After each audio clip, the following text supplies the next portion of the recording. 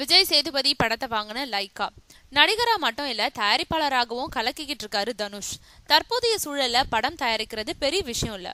தயாரிச்ச படத்தை ரிலீஸ் செய்யறதுதான் மிகப்பெரிய போராட்டம், ரிஸ்க். இத தெளிவா புரிஞ்சுக்கிட்டு இருக்கோம் தனுஷ். படத்தை தயாரிச்சு வேறு யாருக்கிட்டையாவது கை மாத்திட்டு பல கோடிகள் பார்த்துக்கிட்டு இருக்காரு.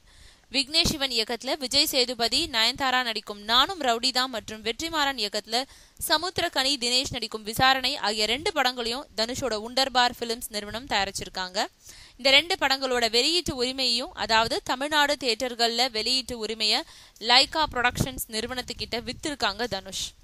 யார் முருகதாஸ் இயக்கத்துல விஜய் இரட்டை வேடங்கள்ல நடிச்ச கத்தி படத்தை தயாரிச்ச நிறுவனம் லைகா புரொடக்ஷன்ஸ்.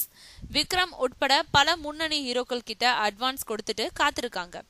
தயாரிப்பு தாமதமாகிட்டு இருக்கிறதுனால இப்போ படங்களை விநியோகம் செய்யும் வேலைகள்ல இறங்கி இருக்காங்க. நானும் ரவுடிதான் படத்தை அக்டோபர் 2ஆம் தேதி வெளியிட திட்டமிட்டிருக்காங்க லைகா. விசாரணை படம் எப்போ ரிலீஸ்ன்றது வெற்றிமாறனுக்கே வெளிச்சம்.